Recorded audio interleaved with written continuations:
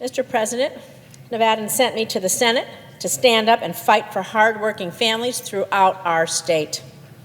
And that's exactly why I'm here today, to sound the alarm about Russ Vought's nomination to lead the Trump administration Office of Management and Budget. They oversee virtually every agency and the entire federal budget. Mr. Vought would be a disaster if he's put in this role again. Russ Vought is an extremist who will betray working families, betray your family, and there's simply no other way to put it. After all, he was the main architect behind Project 2025 agenda. You might have heard of it, but for those who don't know, Project 2025 is Russ Vought's far-right playbook for seizing full control of the federal government. I want to repeat that. He wrote the playbook to seize full control over the federal government. Our government, your government. It's filled with extreme ideas that would hurt families like yours.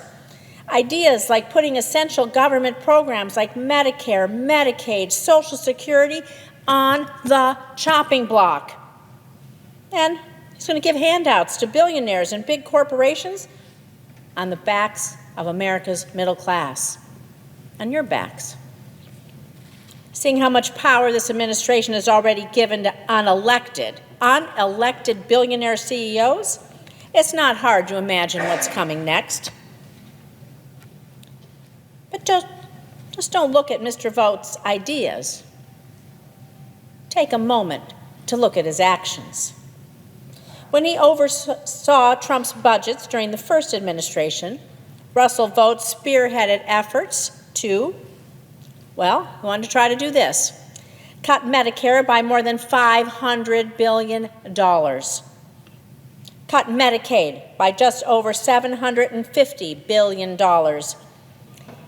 cut Social Security by close to $80 billion. That's your Medicare, your Medicaid, your Social Security on the chopping block. Think about that.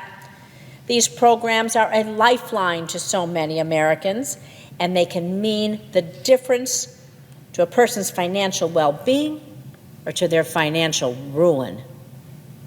And these aren't abstract numbers. These folks, they're our neighbors, they're our family, they're our friends. That's what we're talking about here. There's not some numbers in a budget. They're people we love. So you have to ask yourself this: how is this helping you? How is this helping the ones you love? How is this helping any of us? It's not. It's not.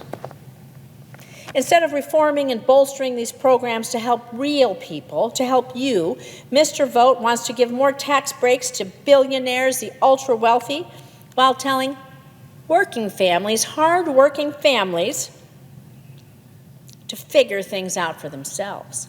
Families who get up every day and work hard. Good community members. He wants you to figure it out for yourself. Under his plans, the richest people of this country would get hundreds of thousands of dollars a year in tax breaks, while regular working Americans would get next to nothing by comparison. Next to nothing. And that's who Russ Vought is. And that's what he stands for.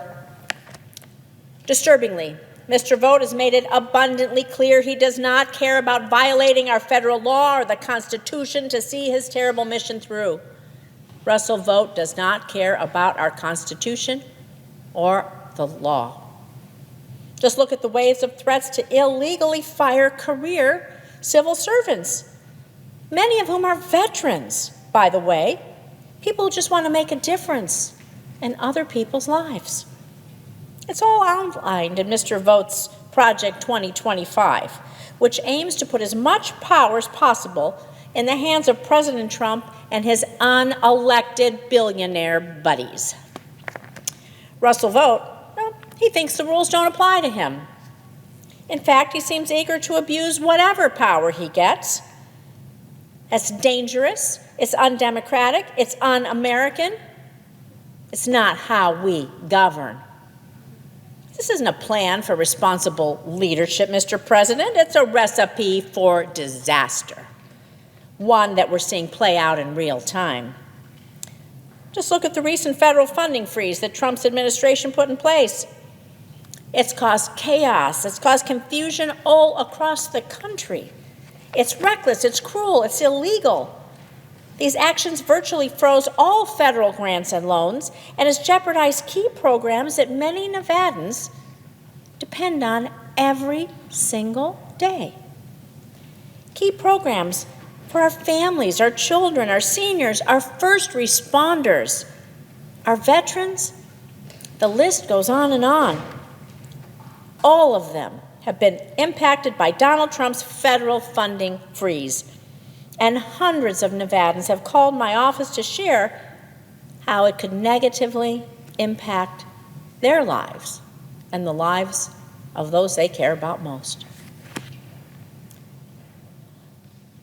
The decisions that OMB makes can determine whether a child in Las Vegas can get a hot breakfast at school, or if a senior citizen in Reno will get meals delivered to their home because they're homebound. This agency can decide on whether our first responders, those who run in when tragedy is happening, when we are running out to protect us, our heroic firefighters and police, well, that they can get the equipment they need to save lives and keep themselves safe while doing that. OMB can decide whether our communities have access to clean, safe water. And now, we're being asked to vote on handing over the keys to our nation's budget to Russ Vought, the driving force behind the freeze, a man who has focused almost his entire career on slashing programs that real people, you and everyone that you know rely on. You and everyone you know and love rely on every single day. I urge my colleagues who are considering a vote for this nomination to think about what working people in this country are going through at this moment. I urge my colleagues to think about the moms and the dads who come home from a hard day at work. They have dinner with their family, they put their kids to bed, and then, instead of relaxing in front of the TV, they sit at the kitchen table and they worry. And they're worried sick about how they're going to pay the bills, how they're going to keep a roof over their head, how they're going to keep putting food on the table. They're going back and forth trying to figure out what essentials they can live without just to make ends meet. At the same time, the billionaires that Russ Vought is looking out for, no, they don't understand this struggle, I can bet you that. I'm going to say here, let's ask those billionaires last time they went grocery shopping and worried about the price of eggs or milk. I bet they don't have an answer for that. That's who Mr. Vought fights for. And these struggles that real families are going through, they're tough choices that far, far too many working families face every single day. And these are the people who will be hurt most by Russ Vought's extreme agenda. And we know that right now, these same families are feeling the squeeze of rising costs. It's everywhere, the grocery store to the gas pump. And with the added price spikes from President Trump's reckless tariff threats, it's going to get even harder to afford food, pay off an energy bill, or make rent, let alone buy a home. And so it's no wonder people are so frustrated with the way things are. It shouldn't have to be this way. We should be looking for opportunities to help make their lives better, to make things, well, a little easier. At a time when Americans are already paying an arm and a leg for essentials, when they desperately need the support of critical government programs that make such a meaningful difference, why on earth would we confirm someone who will just make their lives harder? Why on earth would we do this? So make no mistake, if Russell Vought is allowed to head up the OMB, Vought will work to make sure the ultra-wealthy get more, while struggling families get even less than they have now. This is who Russell Vought is, and this is what he'll do to you. Mr. President, Nevadans are hurting, and they are looking to Congress for help. If Vought is given the power to shape our federal budget, we risk seeing critical programs slashed, leaving our seniors, working people, families facing higher costs, fewer services, and with less financial security. And this isn't just an ideological difference. It's a real threat to millions of people's well-being, to the very core of what's most important to them, their families. And the stakes couldn't be higher. And so I urge my colleagues in the Senate to reject this reckless nomination for the sake of all of our families. Thank you, Mr. President. I yield the floor.